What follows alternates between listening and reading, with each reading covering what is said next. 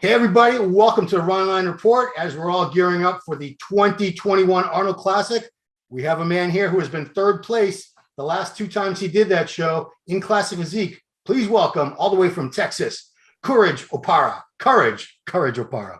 Yeah. I keep wanting to say your name like fancier, but Courage is pretty awesome. It's just Courage. Yeah, ironic. That might be the coolest name in bodybuilding. I'm trying to rack my brain and think of a cooler first. Blessing is pretty cool. I like that name. Blessing, yeah, okay. But Courage is your birth name. It's not like a nickname. Right? It actually, yeah, it's my birth name. I get that a lot. That's a nickname, right? I'm like, my mom gave me that name. You have siblings with other really unique names or no? I have Cosmos and Precious. Okay, well, there you go. I mean, I can't remember. Blessing had like 3 or 4 brothers and sisters, and they all had really, I honestly think it's a Nigerian thing. It must be. So that's where we'll start, because all I know about you is your competitive history, which we'll get to in a couple minutes, but I know very little about you, even though I've seen you compete a few times. You haven't done a ton of interviews. You haven't gotten a lot of press. I want to start changing that. I want to start getting people's awareness about you, because, man, the very first time I saw you was the 2018 Arnold Classic. And I remember sitting there with Giles Thomas at the judging. Never heard of you in my life, but I'm looking at the score sheet. I'm like, oh my God, whose number, whatever your number was. You were in the first call out, and I'm like, this guy, God, why have I not heard of this guy? And you ended up getting third place. And that was the first year they had Classic at the Arnold. Yeah. Breon won. 2018. Yeah. Breon won that, and Arash was a very, very close second. That was a good show. And you were third. You were right behind him.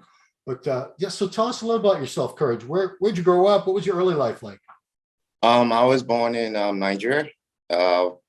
To African parents. Both my parents moved down here, but I was in a boarding school in Nigeria, in a military boarding school in Nigeria. So that was fun. You can imagine how that is, living in a. Let me stop just for a second. I'm sorry. They went to America and they left you behind in the military boarding school? No, it was more. It's like a board. It's a military boarding school, but it had a prestige to it. Like, so if you came out of that school, it was almost like you were of somebody, if that makes sense. And then my dad works for the American Embassy, so he had free roam everywhere. So he was more here. So it became a thing where people that went there were mostly military personnel's kids. But I wasn't a military person. I don't know how my dad finagled it, but it happened. And I think I was like 7 when I got there. Wow. And I left when I was 14, or 13. So 6 years in the military boarding school. It was now that I think about it, it was hell. But then it was just life.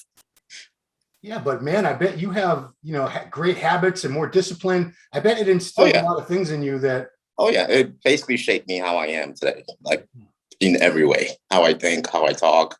It's just how it is. Yeah, I don't regret it. It was fun. I mean, it wasn't fun, but it made me how I am, and I like how it is. Yeah. Right on. So, did a lot of the kids go on to the actual military, or was it more of a? Oh yeah, a bunch of. Well, I don't remember much of them, or because I was a kid. I was like 7, but I moved as soon as I got out of there. My parents pulled me here. I don't have much of their information, or with social media, every now and then you get this. Hey, do you remember me? I'm like, no, but if you say so. So it's always that way. But a bunch of them did go on into the military over there. Yeah. Okay. Yeah. I just want to have to comment on Nigeria. Seems to be a common theme. Vic Richards is the most famous bodybuilder from Nigeria. They called him. He was so ahead of his time. He was basically Ronnie and Rami long before Ronnie. He never competed, did he? It was massive. No, he never competed as a pro. He trained at my gym for a few months. I was around him for about 6 months while I was at my gym. Good Lord, was he strong. And he was always, he complained because our dumbbells only went up to 150 and he could throw those around like they were nothing. But so you had Vic Richards. More recently, we've had Blessing. And before we started recording, you let me know Silvio Samuel, also from Nigeria. Yeah, because he was the one guy that I was like, I think I can do this. Like when I saw, it was like, yeah, because people talk about it's a massive continent, Africa, but people talk about African genetics, but it's only that western part of Africa that seems to produce muscular people. Yeah. Everyone on the east coast of Africa is all skinny. That's Somalia, Ethiopia. Yeah. You guys must eat better or something on the western. I don't know what it is, but I'm glad I got it. So you came to the USA at 14? Yes, I was 14 when we moved over here in middle school. And yeah, I just it was like a whole different world. I didn't know much. I mean, we spoke English, but obviously I had a thick accent. Oh, it's gone now, but Yeah. I had an accent. I spoke multiple languages, and it was just one of those things where it took a little bit of an adjustment to get used to the new. Keep in mind, my siblings are a little different than I am, so even with them, it took a minute for me to get used to them. Yeah. So what part did you move to Texas when you got here? Yeah, we went to Plano, Texas first. My parents are already here, so I just moved into the house. That's Dallas area? Yes, about 20 minutes away from Dallas. Yeah. Okay. I'm fascinated with languages because I can barely speak English and a little bit of Spanish. So what languages did you learn? Because that's amazing to me that people speak multiple languages. They're all African language. I mean, in Africa, you kind of are forced to take you can speak, well, most Africans can speak French. So there's that, and then English, and then a bunch of, even in a country, there could be multiple languages. Right. So to be able to communicate with so many people, you have to, I don't know how to explain this. Like when you see someone and you speak their language, they are more likely to be open to you than if you were someone else. So you kind of have a force to do that. So it's just a bunch of African languages and then French and English. I try to learn Spanish, but I suck at it. No worries. So you also let me know, I try to pretend I already know everything, but I don't. I ask questions for the interview. Soccer, you were a really good soccer player. I wouldn't say really good, but you were amazing. That's what I was good at. Yes, okay. I played soccer. So how long did you play and at what level? All my life, basically. I played all the way through high school, all 4 years, even a little bit in college. But then the ACL thing happened, and that was done. And that definitely bothered this, because this boggles my mind, because you have tremendous leg development. I think that was one of the first things I noticed about you, because weak legs really pissed me off. I'm like, come on, you couldn't train your legs. And you just told me you have, in both knees, you have torn ACLs and MCLs. Yep, both knees. No surgery, never been repaired. Okay, never been repaired. I went to have an MRI. One of them was partially torn. I was just out of high school. So then I was about to go into college, and I was like, so you're saying I can just relax and be fine? I mean, he didn't exactly say that. He just told me to go to PT and then see when the swelling goes down and come back for surgery. I just never went back. Oh, okay. So, when you started training, or even now, I mean, do you have any pain in the knees? So you train around it? When I started earlier on, yes, because I was trying to just get back to playing soccer. So it was a thing where I was more rehabbing my knees to get to a point. Then I started leg pressing and squatting, and it wasn't like crazy weight. It was just the movement itself and trying to get my knees to get better. And then for some reason, my legs just started growing and people started noticing it. And it became a thing where soccer started going away and I started switching body a little bit. And then over time, the legs just kept getting better. When I go get checkups now, it's more like my legs are so developed that the pressure not on my knees or on the actual muscle, so I don't feel any pain. It's weird, but I have no ACL, MCL. It's kind of, it's just where it is. So everyone out there, what's your excuse? Listen to that. This guy, come on. Oh no, go get checked up. Don't be like me. Every now and then I get a little pain, but nothing like ice wouldn't fix or something like that. Right on. So yeah, tell me about this transition into bodybuilding, because it seems like a lot of former athletes, I always say most of the people I deal with in this, the people that make it to the pros, they come to it from some other sport, or they were very athletic anyway. They weren't like the 90-pound weakling that was getting thrown into trash cans or anything.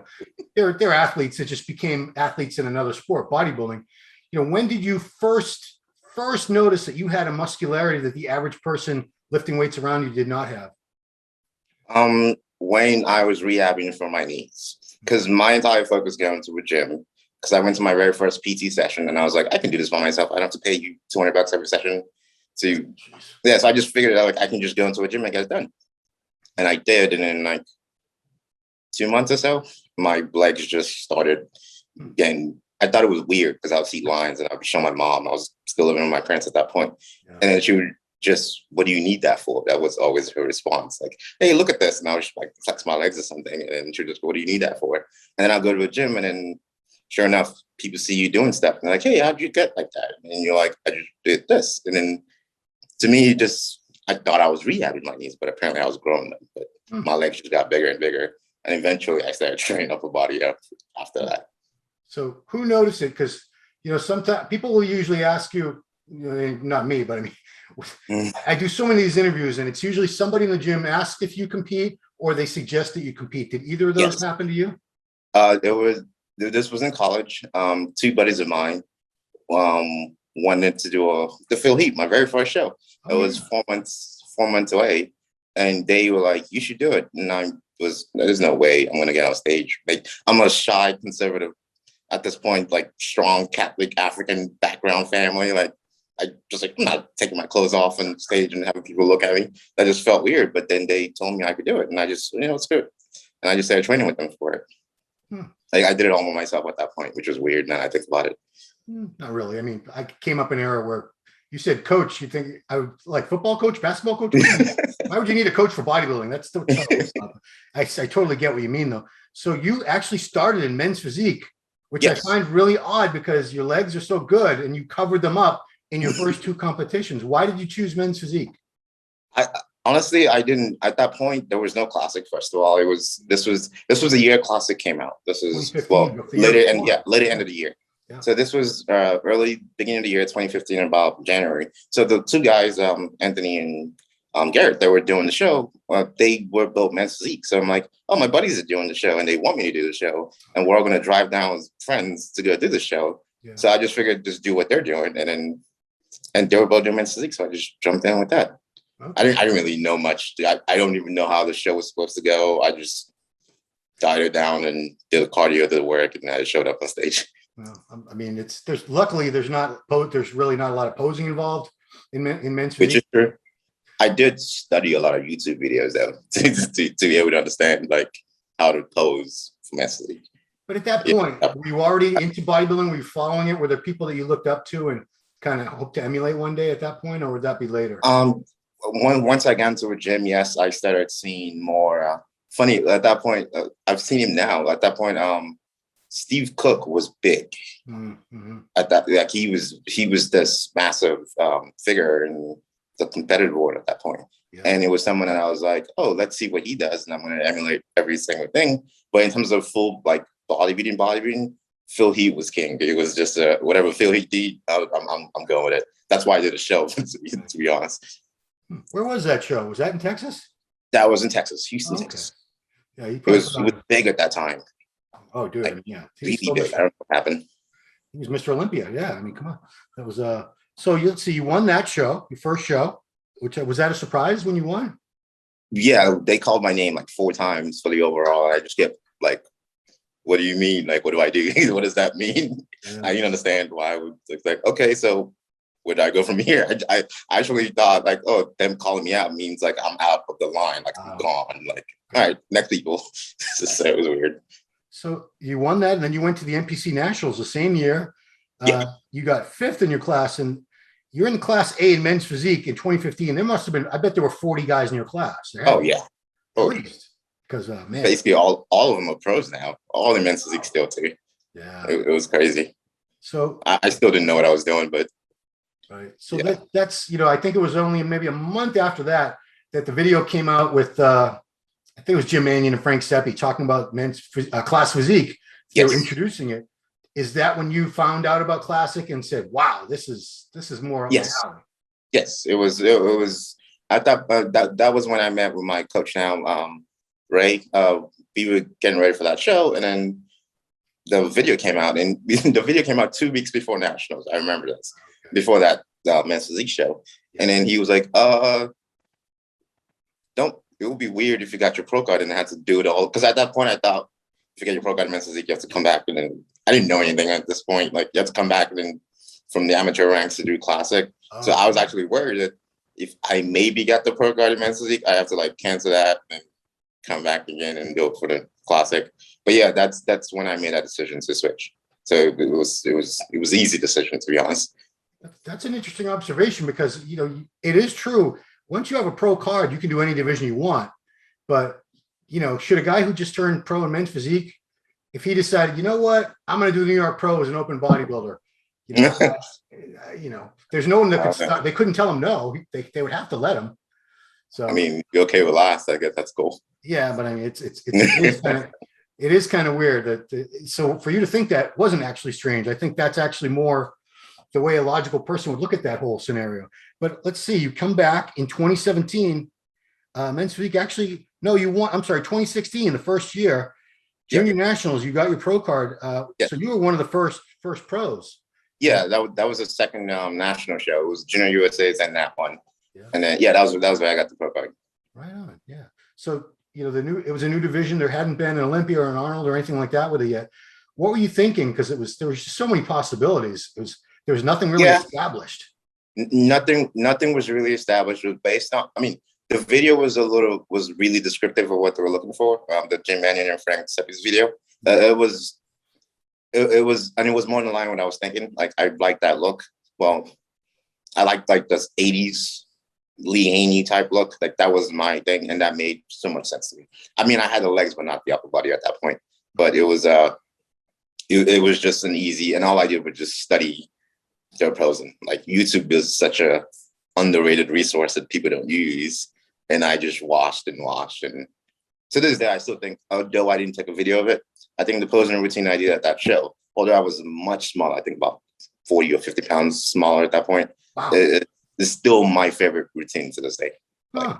Wow, from back then. Well, you better come up with a better one then. It's been 2 years. So that makes me wonder. So what did you weigh when you turned pro, and what's your weight cap now? When I turned pro, I think I was like 148, something like that. Okay. Oh, 158, not 148. Yeah. 158. Because the weight cap at that point was 160. I'm 5'8", so it was 160, and I made weight at, I made weight of 160 something, and they told me to go back, and I spent like an hour in a sauna, and I came back and it was like 158. Okay. Wow. And that wasn't fun.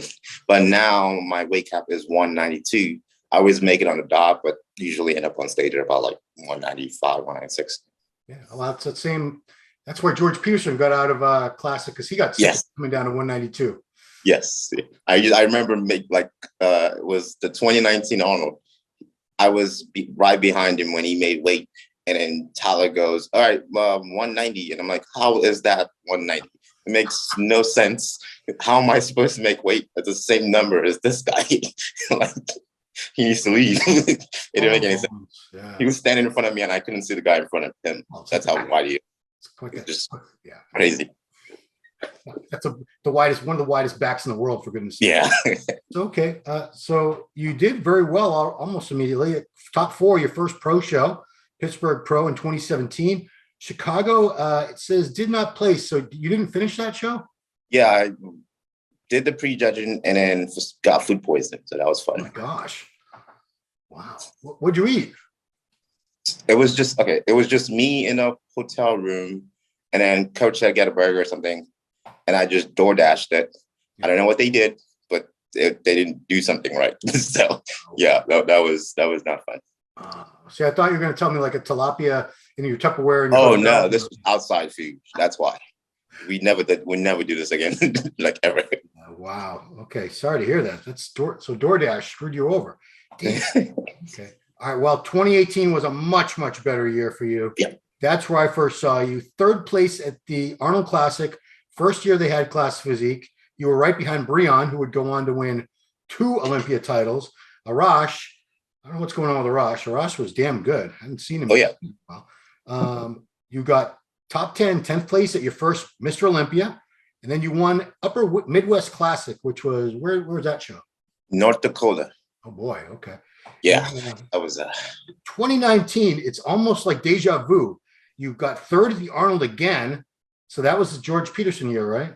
Yeah, George and Steve. So yeah, the people that beat you were, you're not losing to terrible people. You've only been beaten by some awesome competitors. 9th at the Olympia, moved up. You won the Upper Midwest show again. Yeah.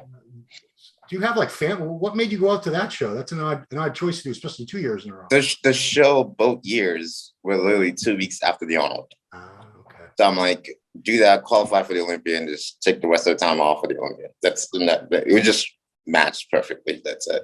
And that brings me to your last competition. You haven't done a lot. You've only done a handful of pro shows, really. Yeah. So I had forgotten all about you. And then 2020. They had the Battle of Texas, which is that basically the same show that we just had a couple weeks ago? No, it's basically same production company, same everything. It's just, just 2 different times. because last year was COVID year, so nothing was schedule Yeah. wise where you would expect Yeah. to be. So that was December last Yes. year. You won that, and that qualified you for this Olympia that's coming up. Yes. So that brings us up to speed.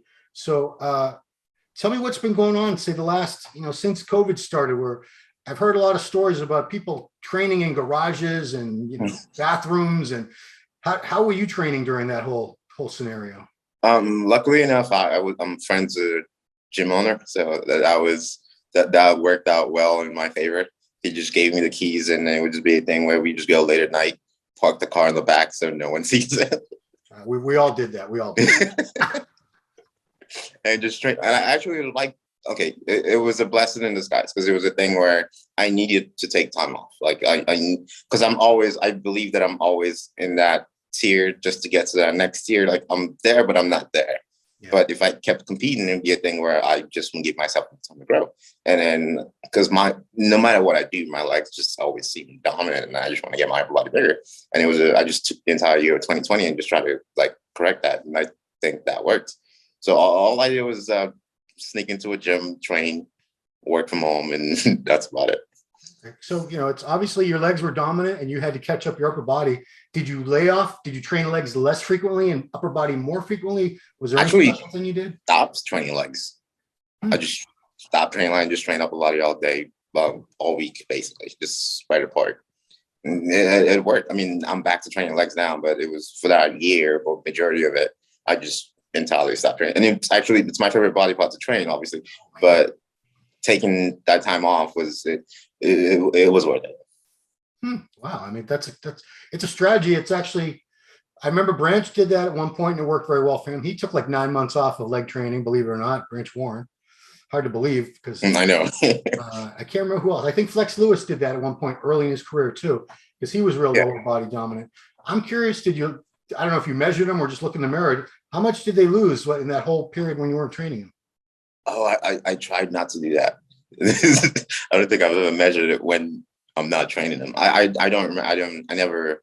They looked fine, but I never actually measured them. They didn't look like they lost any size. I bet they barely lost any. I bet they barely did. I don't think they did. Because the crazy part is when I started prep for the Arnold, I just started training legs full force. They actually grew. So it was the thing where taking that much time off actually just got them ready to grow again. They actually grew, which we had to stop again. It's a whole thing.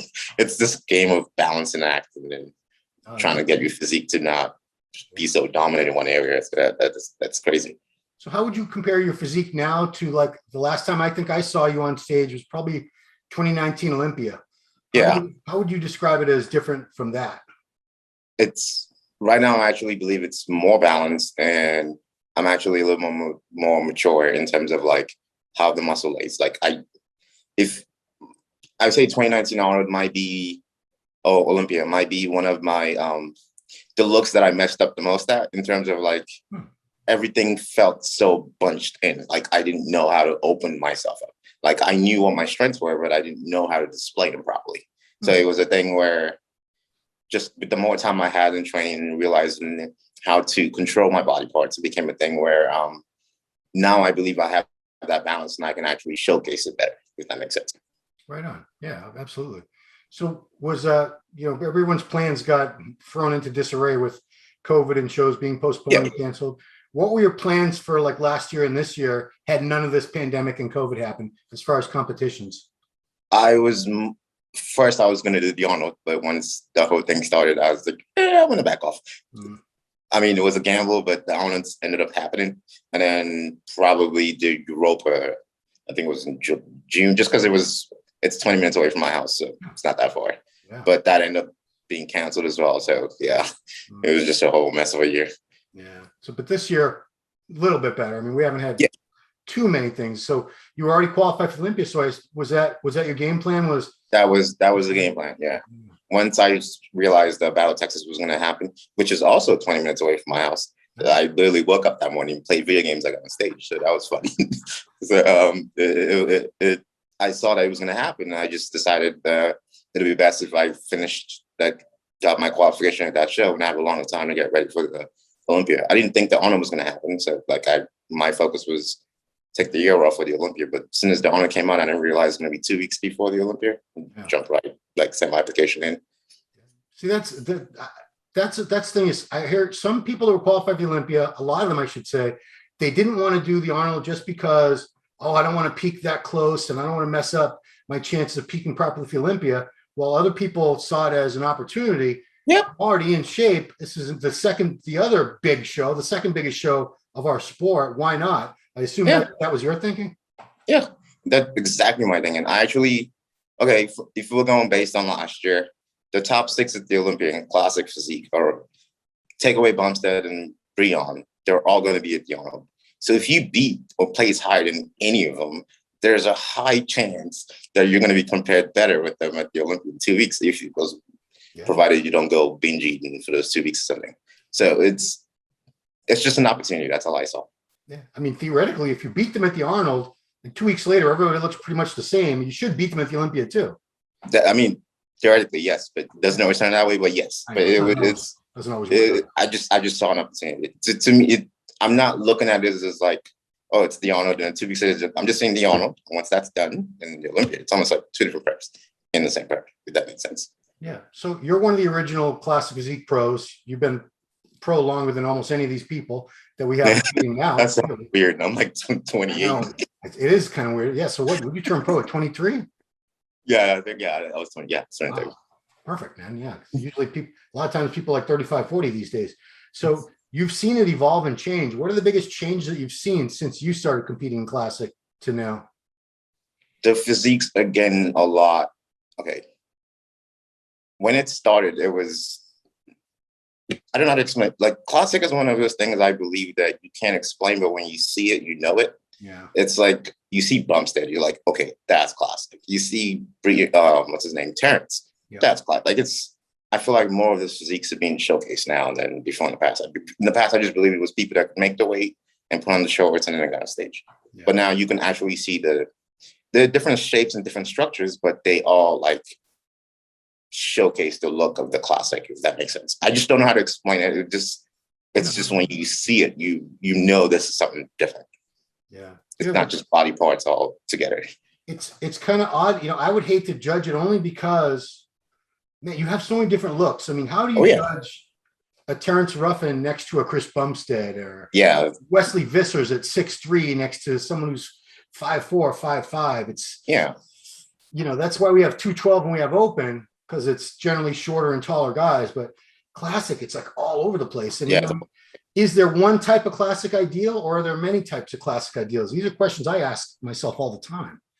I don't know what your thoughts are on that. Oh, I believe there are many types. I believe it's there are many types. It's just how do you fit in that division? Like, there are different shapes, different structures, but how do you make it all flow? Like what's his name? Robert Timms. Taller guy, really tall, but that's Classic. It's, you can't he's a lot different from someone like a Terrence, who's shorter. Terrence has more of a tinier waist, bubbly legs, and Robert doesn't. But you can't say Robert's not Classic because he is. So it's one of those things where it's just who shows up in that day. Like, I believe if all things are equal, the big man's gonna win. It's human nature. He's just there, but I don't think it's gonna be equal. Someone's gonna miss something. That's the thing. I mean, that's another argument people have is any division seems like the bodies just get bigger over time. It's just men's physique. They started out like half the size the guys are now. I remember. you could say that about pretty much every division's gotten bigger and bigger. But Classic, you know, I've heard people really get upset when they see pictures of someone like, here's an example, Brian Jones, Lord Jones. Yeah. He's looking massive right now. Oh, yeah. Massive. I don't even know how he's going to make the weight. I'm sure he will. I don't either. But I really don't. You know, someone posted it on Facebook in one of those groups, you know, where everyone's just chit chats. Said, "How is this Classic? You know, he's got beautiful shape, tiny joints, and everything, but you know, I don't know if it should be a look that's judged or just the weight parameters, because other people have suggested just get rid of the weight, just get rid of the weight thing, the weight caps, the weight limits. If somebody has a Classic look, they'll win. If they don't, they lose. It's, you know, where do you stand on the whole weight issue? Because a lot of guys, they either want the weight raised for their height or they want the weights gone. I'll have the weight raised, maybe not completely gone, because that's a problem just You can't. That's a thing that's gonna go. It's bodybuilding. If you give guys the leeway, they're gonna take it and run with it. Before you know it, they're gonna be 250, big open. 260. Yeah, they're gonna be 300 pounds in the off season or something crazy like that. It's just gonna get out the left. Like I have a hard time making weight. I'm not that big. Like I'm 5'8". I have to make 192 or something, and I usually get to like 200 ready to go, and then I have to like suck down to the 192 to make the weight. If it goes up a little bit, that'd probably be great. But taking the weight completely off, I just think that's a recipe for disaster. I think people are gonna abuse that to the max. I don't. Speaking of Brian Jones, I don't know how he makes the weight either. It's just a genetic anomaly for some people. They're just have hollow bones or something. I don't know. But if he makes the weight, and he Peterson's fits another the look, example. You were standing right next to him. I've stood next to him many times when he was in Classic. I said, I cannot believe that is 192 pounds I'm looking at. It just blew my mind. I said, if I had no idea what he weighed, I would have said 225, 230. I don't know. Yep. Like that. That's true. Man. So that's the first guy I've ever seen that I go, oh, well, Datum Bumstead. Oh, there's levels to this, and I'm not there. It's just some, you just can't explain it. It's just a dense muscle that you don't barely see that often. Yeah. And I think with Bumstead, it was my very first pro show. He won that show, the Pittsburgh Pro. That's right. First ever show that I ever did was a pro. I got fourth, which is great. But then I'm standing, and we made weight, I think, about 6 hours before the show. And I was standing there, and then Bumstead was in the corner, and I just saw him. Like, I don't know anything. I'm like, it's my first time being a pro, and I'm looking at everybody like, oh, dang, this person looks great. This person looks great. And Bumstead's in the corner eating, I believe it was a bagel and a maple, whatever, some maple syrup thingy. And I just physically saw this man like double in size doing nothing, just eating some bagel and maple syrup or whatever. You know, Canadian secret is that maple syrup. Yeah. Like that doesn't happen to me. I just get fat. Like, so I don't understand. There's only there's levels. Like I don't know how they make the weight, but they do, and they fit the class. Yeah. I guess George left, but yeah. Well, that's my next question. Either everyone in class either considers moving up to 212, or you have a ton of people saying, what do you think about moving to 212? You know, as if whatever division, any division that you're in that's not open bodybuilding, they'll try to get you into the next one because they see it as like a progression. Yeah. Progression, right. So have you thought about ever moving up to 212? Do you want to, or do you really like the Classic Physique division? I really like the Classic division. I get that every time I post a progress picture. Every time. There's always someone in the comment section, you should go to 212. Like, that's great, but have you seen those guys? Like, thanks. I train next to Keon. My man is wider than, like, I'm not there. I'll get there when I get there. No, there's no rush for that. Yeah. So that brings me up another interesting point. You're with Gasp, correct? You're yes. There in Texas. Keon also, Brett Wilkin, Martin Fitzwater. Yeah, there's a lot. You guys got quite a crew. It's weird because usually it's a supplement company that has like a stable of big athletes. We haven't had a clothing company that was like this involved in the industry and the sport with athletes. Really involved, yeah. Ever that I can now never. So how did you get affiliated with Gasp? And what do you like about the company? I actually started. I didn't even know I was just doing videos with them because I was getting ready for the Men's Physique Show Nationals. After winning the Philly, because one of the perks you get for winning the overall for the Philly was a video shoot with Gasp and a gift card. And I guess I just did a video with them and they liked me and I just stayed ever since. And it's been the only company that's been consistent in my life since I started. So it's a loyalty and they're great. Like I know them on a personal level. So it's just a relationship that just blossomed over time. Yeah. Do you train at that Destination Dallas place? Oh, yeah. Yes, I do. Looks pretty awesome. So it's awesome. If you ever want to feel like you are not there yet, just walk in the gym at any point in time. There's always someone bigger, stronger, doing something that you've never seen before. Yeah, I mean, so you have videos up on their channel is called Iron World on YouTube. Yeah. Nick Del Toro, who used to do a lot of work for MD. Awesome. Amazing videographer. Does all your videos, right, for Gasp? Yeah, he does. Michael Johansson, the owner. Yeah, I mean, I'm learning more and more about the company recently because they're getting more involved with MD here and there. And it's just refreshing to see an apparel company that's so involved in all this. Yeah. Because we all wear the stuff, but it's really hard to find a company that's like that involved with not just the sport as a whole, but each individual person. Like we all, like if Michael's at the gym, we all have a thing where you can sit down and have random conversations with the owner of a big company like that. And it doesn't have to relate to, it's just asking you how your family is, how your day is. Nothing that has to do with the business part of it. But it's awesome. Like you just get relationship with people, and then you never think that, oh, he pays for stuff for me. Like I actually work for him. You're just talking to him. It's kind of cool. I think it was Brett or Martin. One of them was telling me in an interview that he doesn't just sign people based on their look or their accomplishments. He wants to get to know them as a person. Oh yeah. Before, so that's why it's more of a family feel, because you guys really all do know each other. It's more, yeah, it really is like a family. It's not just random people together holding up a supplement bottle or something. No, it's not. So we're doing this interview. It's going to come out in a few days, but we're actually speaking on a Thursday. You're a little over 2 weeks out from the Arnold, a little over 4 weeks out from the Olympia. How has this prep been? Has this prep been any different from previous preps? It's been easier. It's just crazy to say, to be honest. It's been a lot. I think it's because of the time that I've had like to get ready for this. Like I think I've been prepping since April or so. It's been because I just assumed, I didn't care if the Arnold was going to happen. I just assumed that I was going to be in it. If I'm not, cool. I have a longer time to go here. If I am, great. Then I just started prepping for that. And then it just turned out that I am. And so far, so good. I honestly believe that this probably the best that I'm going to end up showing on stage, which is crazy to say because I never think like that. Yeah. Because I mean, I remember the first time, like I keep going back 2018, Giles and I were sitting there and, we're so picky. We have to be, we were saying this guy's condition, it's not great, but geez, look at the shape, look at everything just flows, the lines. This is what Classic's all about. And, I've seen your condition improve as the shows have gone by.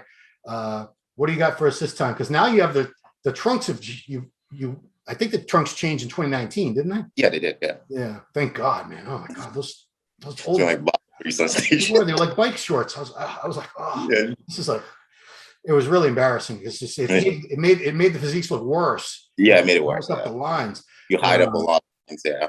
Yeah. So how have you figured out the condition? Because I have seen you improving on it every time you compete now.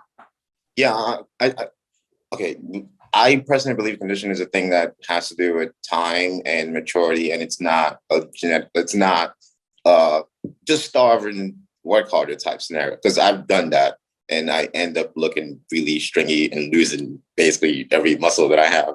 It never really works for me. So I just believe it's something that I just needed more time figuring out. And the more I compete, the more I keep doing this, the better I get every time I do it. And that's what's been happening. And I think this time around, it's getting like I don't usually compare pictures because it messes with my head. But looking back from pictures during this prep and then previous preps, it's really like the difference is really like eye-opening for me. Right? It takes me. Usually, it's when the prep's over that I look at it. I'm like, oh, I actually was good. But it's kind of cool to see the difference now.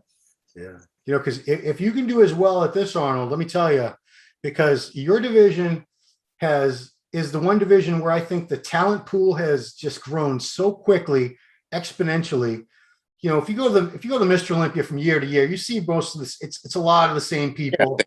It's the top 5 and 6 are pretty stagnant. It takes a long time for new people to break in. Classic is not like that at all. You have people coming out of nowhere. People every year I go to at least 2 or 3 shows where I never heard of this guy. And oh my God, who is this? And then he's like top 5 at the Olympia a few months later. So I think your division is actually the hardest to stay relevant in just because you have this influx of amazing talent constantly. Yeah. So, props to you for still being relevant and able to compete at the highest levels of this, because a lot of the people you start out with in the division, they're already gone. Oh, yeah, that's true. Yeah. So, yeah. Well, crazy to see. It is crazy. It's only been 5 years since. Yeah, I know. It seems like forever, though, doesn't it? Yeah.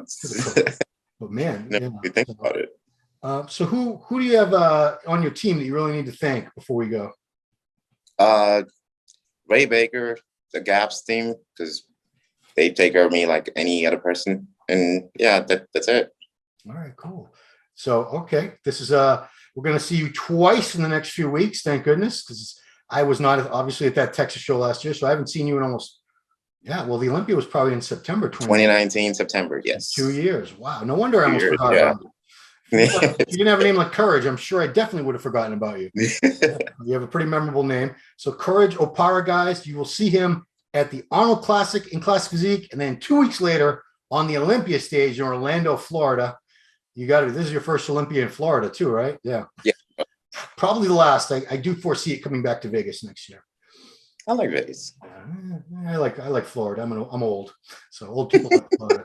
But very much looking forward to seeing you up there again. You are one of the best in the division. It's been too long, and I'm very excited to see you back up there again, Courage. Thank you, sir. All right, so everybody, check out our coverage. We're going to be covering both shows extensively all weekend long on musculardevelopment.com and on this YouTube channel. Check that out. Coverage will be brought to you by High Tech Pharmaceuticals, and you will see this man, Courage Opara, and I wish you the best of luck, sir. So, thank you, sir. All right, everybody, thanks for watching Ronline Report with Courage Opara. We'll see you next time.